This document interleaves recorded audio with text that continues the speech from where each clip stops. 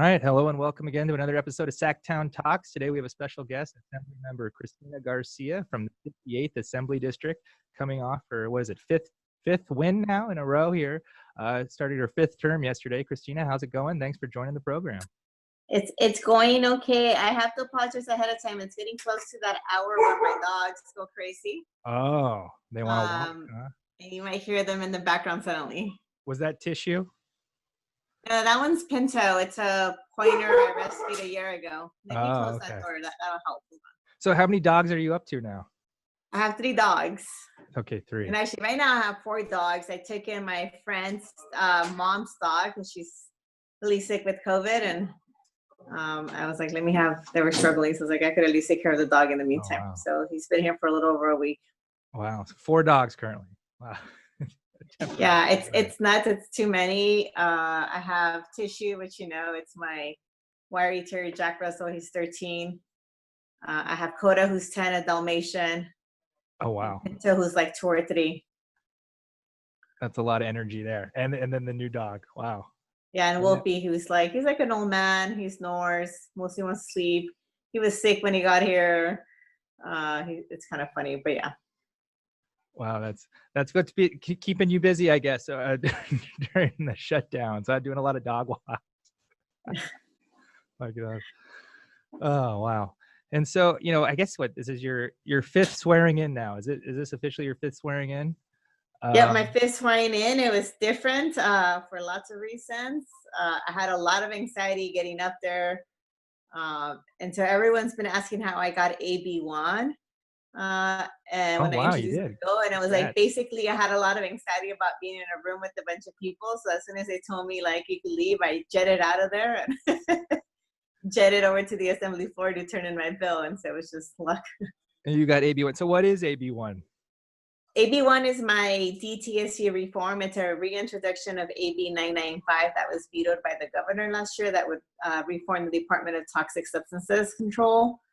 And so it's how do we prevent another Exide? How do we have financial assurances to make sure we also don't end up with a situation where Exide has filed bankruptcy and now the state is on the hook for the cleanup. And so, just trying to make sure that communities like mine are a little bit healthier. That's something interesting I've seen on social media from I guess there was an audit recently. Can you give us, I guess, a little background, on the audit, what the findings were, and kind of, I guess, what you've been working on legislatively to kind of help fix this issue?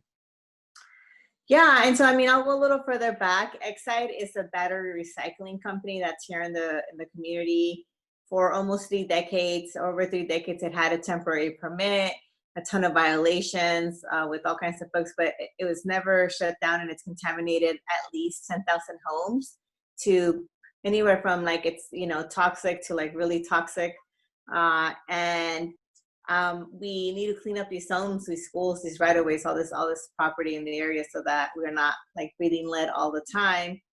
And so we've done we've done different things to try to make sure we have enough money to clean this up. Exide was supposed to be working with us to make sure that they paid for the cleanup, and now they've gone bankruptcy, and the judge has basically given them an out of paying for much of anything. We have about $1 billion price tag, billion with the letter B, but they only have $25 million to clean this all up. That's all that we have in the financial assurances left behind. And so a big problem, a lot of community members who are sick out there. But we did appropriate the first $176 million a few years back under Jerry Brown to start to clean up the homes and clean up what we call phase 1. These are homes that are extremely toxic, but would be literally considered like a toxic waste dump. And the audit was looking at how that was going. And so a couple of things came out of the audit, that they didn't enter into the best type of contract. They didn't include, additional costs, like just things get more expensive over time. And so, I think the audit didn't surprise me too much. I think it gave us a pathway for some immediate things that we have to do moving forward. For a lot of the community members, we've been feeling like I said, DTSC could do the job better. So I think it laid out a lot of what we thought already. There's about 31 sites where kids play, where kids go to school, that for some reason hadn't been cleaned up. Those have been top priority. So it was like, how are you going to hurry up and clean this up? They're supposed to clean up about 3,200 homes with the $176 million. That's phase 1 of the 10,000. they're probably going to be like 320 homes short of having enough money for that. And so I think there's just a lot of things they could have done to plan better, and then also to make sure our dollars are going the longest, the furthest. I guess going back to AB 995, was it? I guess why did the governor veto that, and kind of what's different about AB 1, which gives you hope, I guess this year? Well, so we're starting off with this where we left off with 995. And not because we're married to everything in there, but just as a starting point. A lot of work was done on that. It's a bill that's a couple hundred pages long already. So just the amount of work, a lot of buy-in from both industry, from the environmental justice community, from your, I guess, more traditional environmental groups out there like Sierra Club. And so we just thought it was a good place to start. The governor vetoed it. While this bill raised over $20 million of continuous dollars, they got rid of some exemptions out there for recycled oil, so they're gonna have to pay more. The governor vetoed it because he wanted us to also fix the structural deficit for a second fund. And both hazardous waste and toxic substances accounts need to have enough funding to do their job. And I don't disagree with that. I just thought it was, for me, it was just unfair that I was like, here, I'm sending you a bill with dollars. Like, no one else is sending you money. And it's 20 more million dollars than you've ever had for this stuff.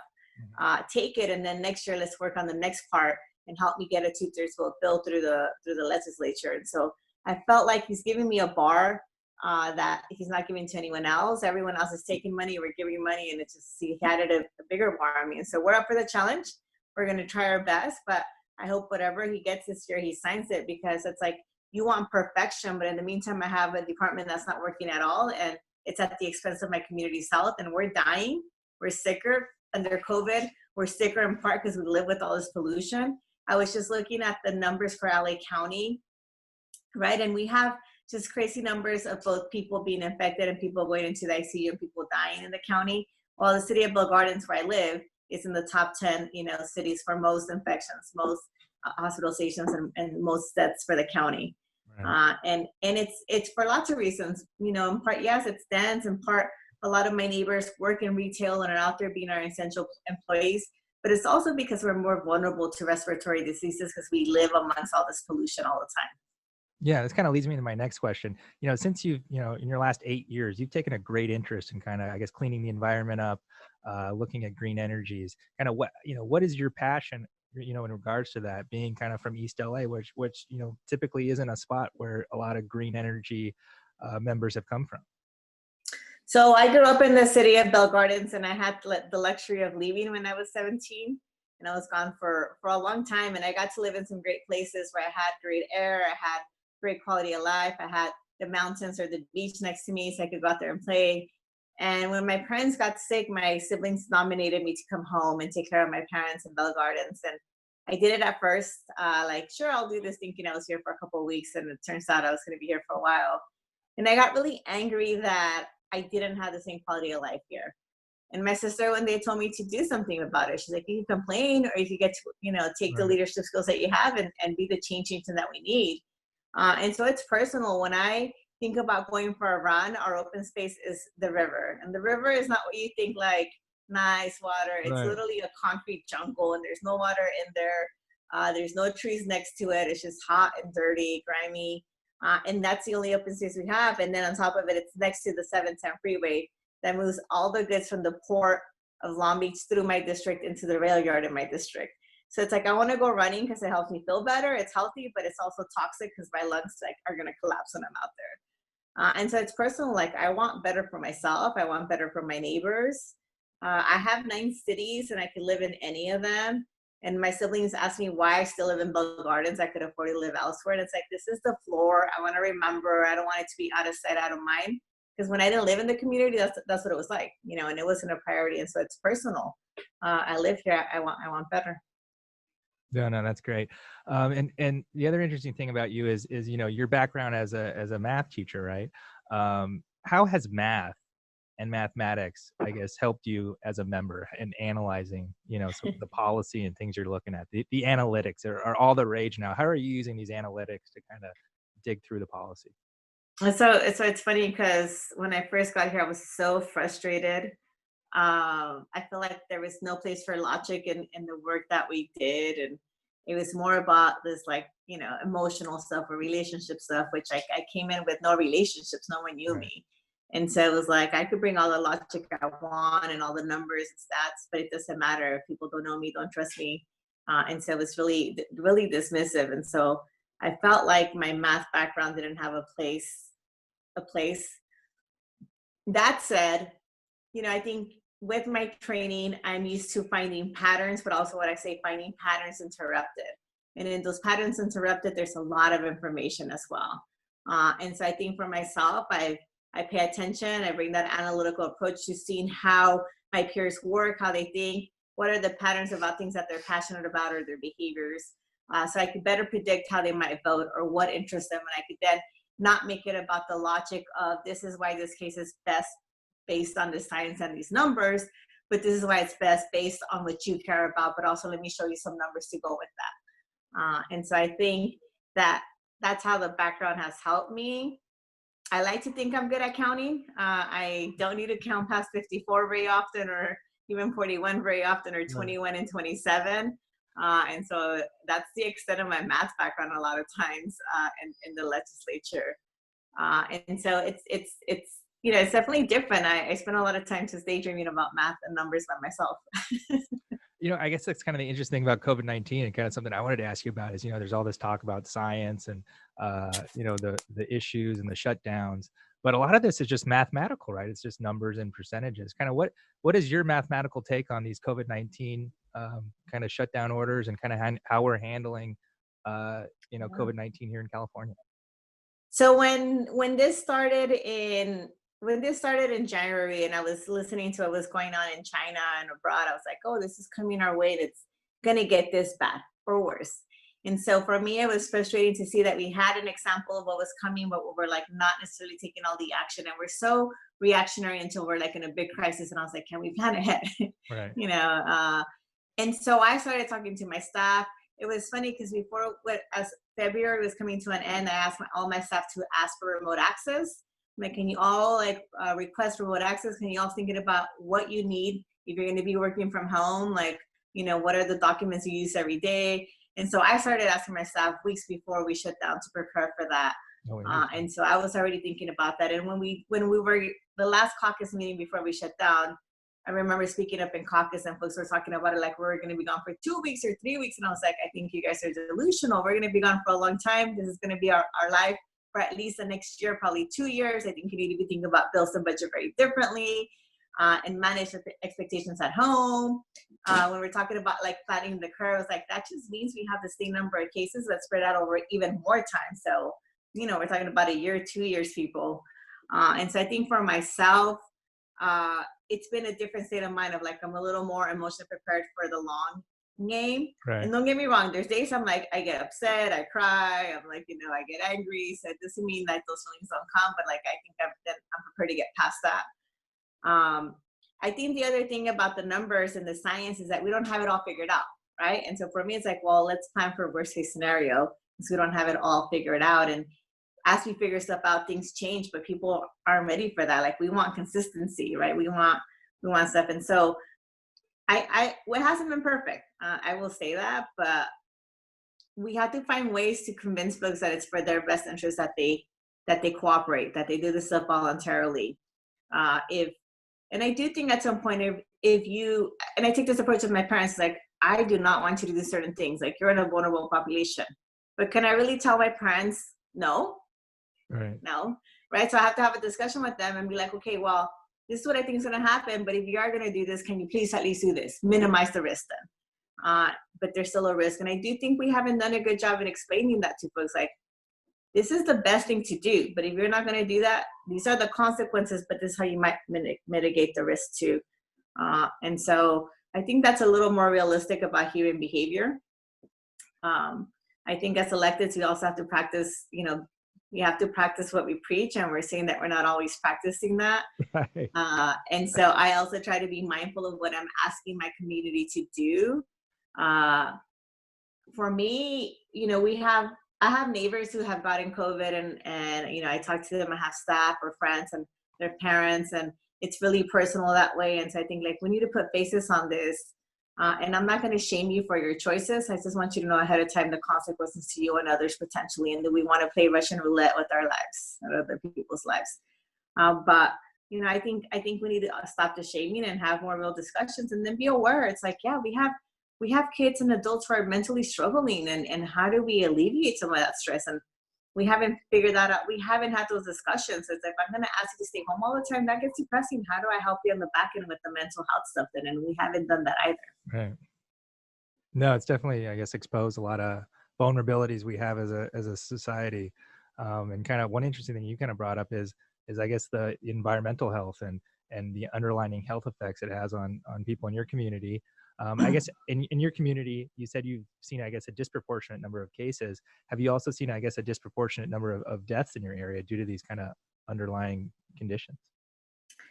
Yes, we have the county numbers for deaths, for infections, and ICU rates. We're at the top 10 for all three in the county of LA, the city of Bell Gardens where I live. A couple of my other cities are in the top 10 and top 25 cities and regions in the county.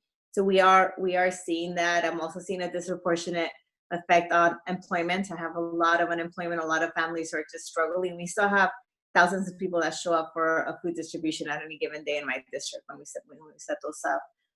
And so we do. And my neighbors are afraid. I walk the dogs and people recognize me when I'm walking the dogs, and at least on a daily basis, multiple people stop me to talk to me about the struggles they're having and, like, you know, how are they going to survive? And then trying to figure out how we connect them to resources. So how, you know, I have one lady who used to work at a garment factory who got sick. She came home and her whole family got sick, and her daughter was in the hospital. And the guilt that she had about bringing this home, but she also felt like she had to keep working to pay the rent. She also felt like she had to keep working because they were doing the face mask and the gowns for the hospital. So she's like, you know, this is my way of contributing to the problem and being part of the solution. And so she kept working, right? And the guilt she had when that happened. And so she had to figure out, like, how do I make sure my family stays afloat financially? How do I make sure my family has the medical care that they need? But she was so, like, guilt-ridden that she got her family sick and her daughter was in the hospital that she couldn't even think about those things. And I was like, okay, well, let my office help you figure that out. And so we're seeing that on a regular basis in my office with my neighbors. And it's hard. Like, these are real people, and these are, like, folks that just want to do right and do right by their families and their community, and they're just struggling, and they have so much shame to even ask for help a lot of times. They're like, I don't want to be a burden. Right. No, that's definitely fascinating. It really puts a real, I guess, face on kind of the story of what people are experiencing. Well, let me give you a text message I got today. I get messages like this all the time, and each time it has something new for me to learn about this process. But this message came in just, 2 hours ago. And in it said, there we go. In it said that my 90-year-old uncle is dying from COVID, and most likely in the next few hours. The hospitals are full, and they were going to take him off the ventilator yesterday, but they didn't take him off the ventilator till midnight because the morgue is full. Wow. And so here's someone who is having to say goodbye to their family alone through FaceTime. No one's there, and who the family and everyone has agreed that it's time to take them off the ventilator, but they're like, we're actually going to leave you on the ventilator an extra 24 hours because we don't have any space in the morgue. We also don't have any space in the hospitals. I was talking to a nurse who was like, Cristina, it's so bad in here, and we don't have enough staff, and we don't have enough staff to attend to people. And maybe we were attending to them, they wouldn't be dying as much. He lives and works in the community. He's like, they wouldn't be dying as much. He's like, but it's like the fact that they're dying means that we have a bed for the next sick person. He's like, these are things that, like, you shouldn't be thinking about or choices you have to be making, but this is the reality that we're living with right now. And it's like, yeah, like, that's hard to live with every day if you're a healthcare provider. But these are two stories that just came in this afternoon in my district. So I get stories like this all the time because it's so disproportionately affecting communities like this. Unreal. Is there, I guess, anything being done, to, I guess, move some of these patients to, I guess, other areas of the Southern California region where there, I guess, is more space? Or I mean, definitely, folks are trying to figure that out, but it's just like, it's in the whole region. It's, we're all being impacted, and it's not that easy because then you need to find the hospital, or I mean, the the ambulance or the helicopter to move folks, and that's, you know, and you need to find the staff, and so it's just like the whole system is extremely impacted. And I think for folks, it's like, if I get sick, I'm probably going to be okay, right? So it's like, so I'm going to choose to take that risk, but I might not be okay, and I might need an ambulance, I might need a bed. I'm like, and that might be another percentage that too. And so there's not enough beds, there's not enough staff, or I might get someone else sick. Like my biggest fear is to get my uncle sick, who lives with my parents, and he's extremely vulnerable. It's like the guilt there. It's like, do we really? It's like, I know we're inconvenienced. I know this is hard in so many ways, but the alternative is like a lot of really sick, a lot of dead people. But it's also inequitable. It's a lot of people of color. It's a lot of poor people that are the most affected. And it's like, do we want to have this moment where we're talking about race and equity that started with George Floyd and just turn our faces on it now when it's tied to COVID? Or do we actually want to face that reality and own up to what we said? We want to be a more equitable society, and that includes in this space. And so my actions matter. No, definitely well put. 2021 is coming up around the corner. A lot of people are hopeful for, I guess, good things to come. What are some of the other, I guess, legislative priorities you're going to have for 2021 coming next year? Thank you for staying hopeful. While there's a lot of this grim stuff around us, I do try to stay hopeful. And I think for me, it's like, how do I do both? How do I fight for the COVID resources that we need to get enough testing, PPE, to be like the vaccination process, right? To make sure it's fair, safe, and equitable. Like, so all of that I want to be a part of. But then I have many other necessities for my community and needs that were here before COVID and are going to be here after COVID, right? And I'm hopeful that we can multitask and we could do both. And so I don't have to pick. Maybe I can't do as much, but I could do a little bit of both. And so I became the chair of the Women's Caucus very recently. And so excited to work with all of my colleagues in the Women's Caucus to elect more women as we're looking towards 2022. And so the work for that begins in 21 with recruitment, training, mentoring, identification to make sure we have good candidates that can win campaigns. And so we're going to be working on that. I'm working on menstrual access. I gave myself the title of the tampon queen a while ago because I had lots of names that people were throwing my names. I was like, I might as well have some fun and own this. I've always wanted to be a queen of some sort. Last year I changed it to the period princess because I wanted to be more inclusive of products and be agnostic to products. And so Scotland just passed a bill. I know I talk about my period all the time these days. Scotland just passed a bill that said that menstrual products are a right and guaranteeing that all public spaces would have these products available for free. And so I've already done a bill to guarantee them for free in Title I middle schools and high schools. Now we want to make sure it's like we go big, and like if Scotland could do this, why can't California, that's oftentimes thought of as its own nation state, be a leader in this space? And so introducing that bill so that we have these products for free in all public spaces, buildings, so forth, but also that it's a right.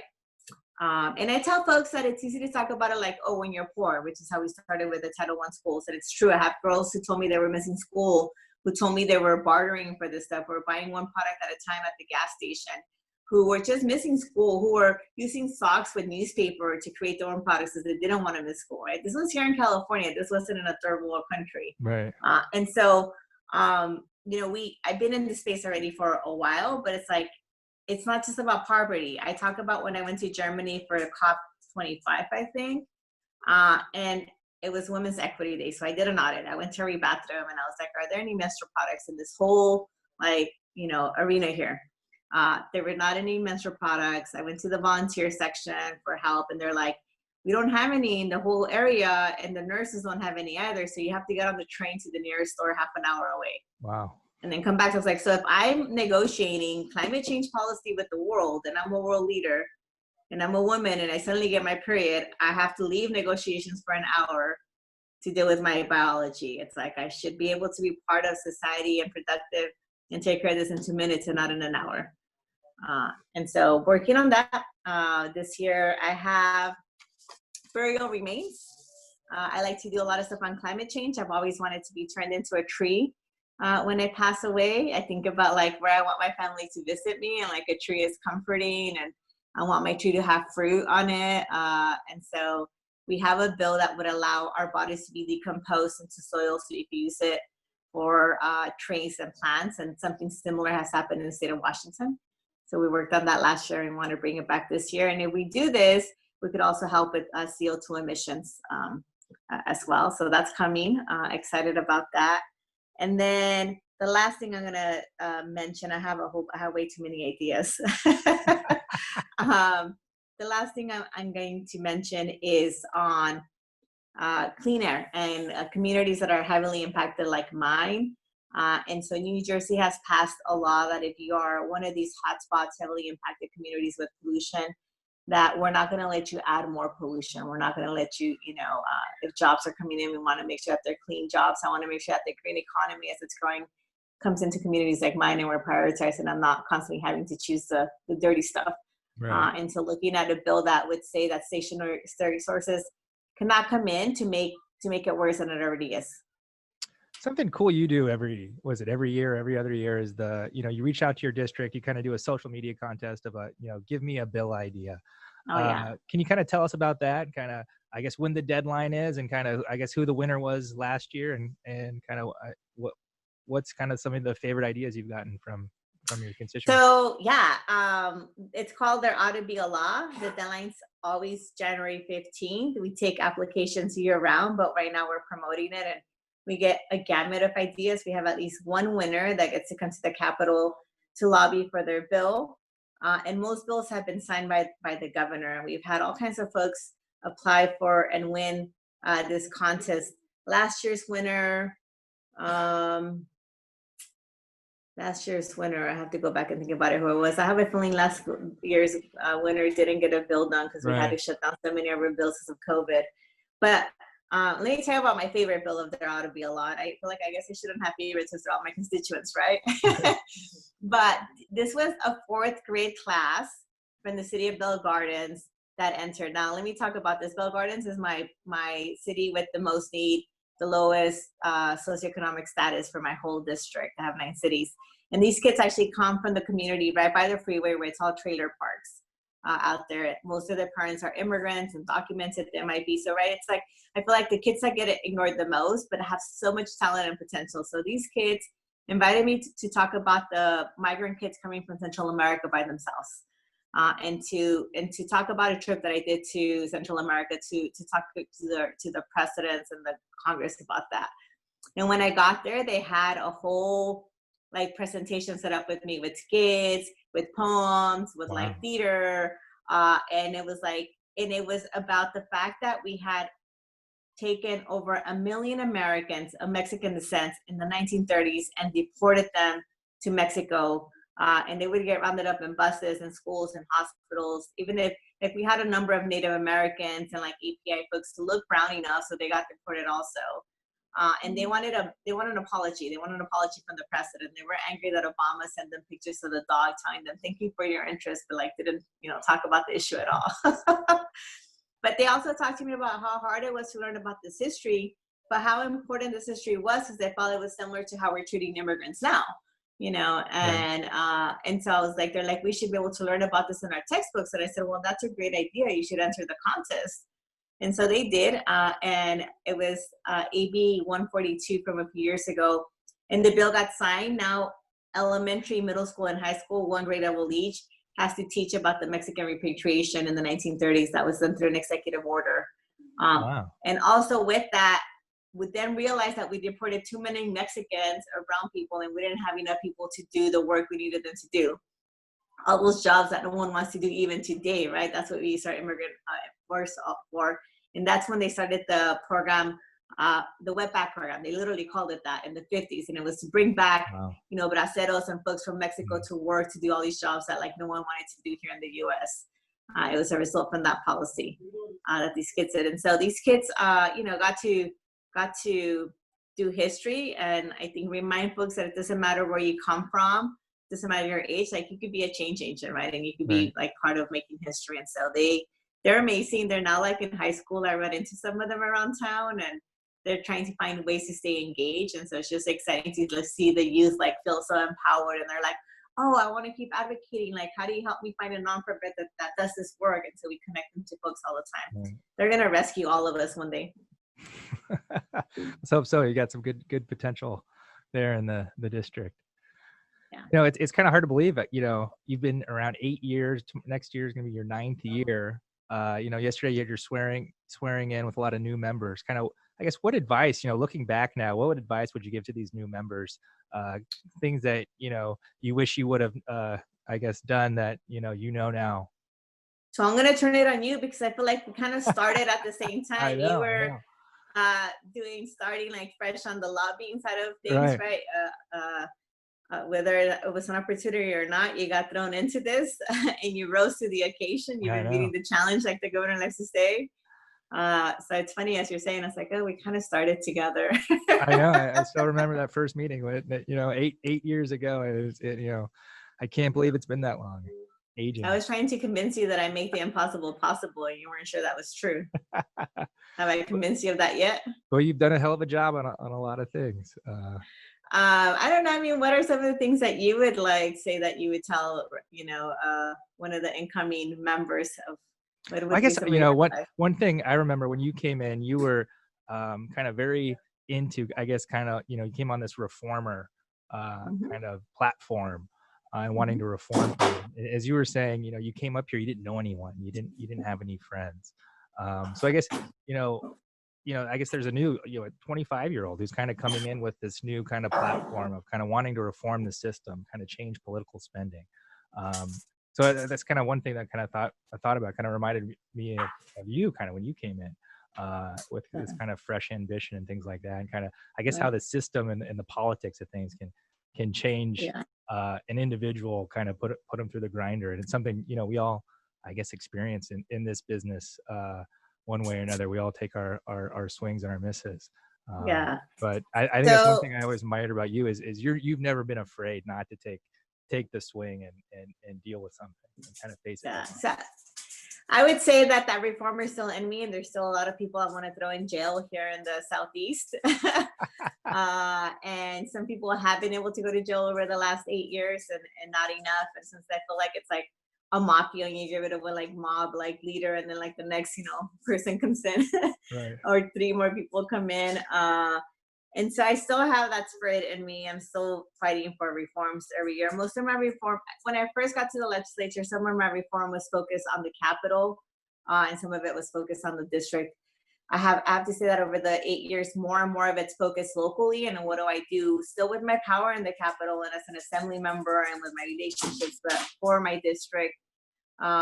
And when there has been an opportunity for the state level, I'm fearless about it. But that doesn't make any friends up there or down here.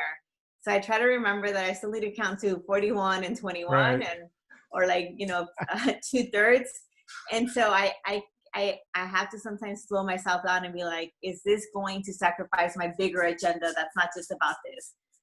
Do I need to slow it down a little bit? Is there a pathway? If I'm going to go after this reform, am I going to be successful? If I'm Right. not going to be successful, is there worth it to do it this way? Is there another way for me to fight for that reform and fight for a different change? And I think a lot of times I say, well, I can't do that up here. It's not going to go anywhere. So let me not pick that fight, but let me at least model the behavior of what I want to see, Yeah, I and think be that example. yeah, I think that's a Um, good thing. Like, you know, how aggressive should you be at one given point or not, yeah. given that, you know, you do have to have friends and get 41 or Yeah, you need to 41. have friends. And I didn't have Yeah. any friends to begin with. And it's like, I'm already in a hole. Am I going to keep digging a hole? Right. And so I Right. had to like tell myself to slow down somewhat. It didn't mean I slowed down on everything. It didn't mean I didn't speak out. When we've had corruption in the Capitol, I've been really outspoken about that, and that rubs people the wrong way. But it's like, Right. this is why I ran. And so I'm going to stay true to my values. At the end of the day, I think my constituents are going to reward that behavior, right? So, but it's always that balance of like, do I just want to get reelected and loved by my constituents, or do I also want to bring budget dollars home and pass good bills? And so it's like always that balance for me. For someone coming in, it's like stay true to your values and your passion. You don't need to be doing everything. I think when I got to the legislature, I tried to delve into everything in part because I didn't totally know what I wanted to do. And then I was like, let me narrow in on what I care about the most. It turns out what I narrowed in was what I wanted to do when I said I was going to run anyways. I just, for some reason, thought that maybe that wasn't it for a Right. moment. And become an expert in that, right? It's like, I think if you become an expert in a space, that doesn't matter what chairmanship you have, people will turn to you to be a leader in that space and give you opportunities as well. Um, think about how your actions can help someone. small and big, that goes a really long way for getting friends and having folks that want to have your back later for things that are important to you as well. We have 12 years, and so you don't need to get it all done the first year. Right. You know, we have time to get it done. And I think that was hard for me. I know that's hard for all of us. We all want to be in the newspaper. We all want to bring that big ticket item home from the budget, or that big, bill home. And I tell folks, a lot of folks bringing those bill homes have been here for 8 years and they didn't start off here. So I don't know why you think you need to start off at the top. Right. Take a measured approach. Take your time. And then I give you permission to fail, and I give you permission to ask for help. I think a lot of times we're afraid to ask for help, or we're afraid to fail. And so sometimes I do take my best shot, and sometimes, it doesn't land and people punch back, but, Right. It doesn't mean that I don't take challenges and I don't take chances. And so, I try to it's not constantly throwing bombs, but I am going to be fearless at times, and we'll figure out the rest along the way. And so you don't have to be perfect. Your constituents just want you to try hard. My constituents always tell me, we're okay if you don't pass any bills, just keep fighting. Well, I don't know if there's anyone better out there who does more for their constituents than you. So past 8 years, has been a commendable job. I'm looking forward to see what you do these next 4 years. I don't know if you know this, but you're on a special holiday edition, Cristina. So we wanted to ask you one holiday themed question. What is your favorite Christmas movie? Oh my God. So one of the ones I watch early and I watch often is Elf. Yeah. I love that movie. I love all cheesy Christmas movies, like whether it's like on the big box, box office ones, or the cheesy ones in Lifetime. I watch them all. Right. I just watch Christmas Chronicles too. And I liked it better than number one. And so I believe in magic. I believe in Santa. Within reason, I guess, but I believe that magic and that spirit is so important. I was walking the other day and I saw this really cute homemade decoration on someone's mailbox. It looked like the kids took a piece of paper and colored it brown and like put ice on it and a little bow, and then stuck it on the oval part where you open the mailbox. And then they put those little antler ears that you buy like at the dollar store on top of it. So they made a little reindeer. Right. And so I was like, this is great. It's like these little things where you don't need a lot of money, but if you still have that spirit, you're going to figure it out. My sister and I, when we were little kids, my parents didn't have the same resources they have now, but we wanted a lot of gifts under the tree. Like, we loved seeing that. So we would literally take all of our school supplies when we wrapped up school, and we would wrap them all up and put all these gifts under the tree for ourselves. And so it's just exciting to see all these gifts and to unwrap them on Christmas Eve, even though we knew what was in there. But it was just like it was just exciting to see it all down there, and like a tree full of gifts was like our thing. Wow, that's funny. Well, thank you so much for sharing. It was so good catching up with you and seeing you again. And hope the new year brings better news. And hope 2021, we get to see you in person. So, thank you so much, Cristina. Before I let you go, what's one of your favorite Christmas movies? Wow. I really like the Santa Claus. That's one. The Santa Claus 1 and 2 is a good one. Elf, of course, is always good. And I also like Fred Claus. Okay, I haven't seen that one. It doesn't get love, but it's one I always like. So. For your listeners, I hope that this year has been challenging, and we're probably going to have some more challenges next year, that they turn to the little things, the small blessings that we have, and that they get more into the mentality that like the impossible is possible. Because I think when we give up in failure, it's like at the expense of too many folks that have so many needs. Right. And so I hope that we don't get overwhelmed by the challenges ahead of us, and that we try. We have to try, and we have to go big. And any improvement is better than nothing. So I look forward to working with yourself and the folks listening to move our community forward however we can. Amen. Well, thanks, Cristina. Have a great day. All right, thank you. We'll see you on the other side. Yep. Thanks. Bye. Thanks for listening to another episode of Sacktown Talks. Make sure to like and subscribe to the YouTube page, or rate and review wherever you listen to the podcast. Thanks to our producers, Phil and Vernon, and we'll be back with you next year. Happy holidays, everyone. Are called dreamers.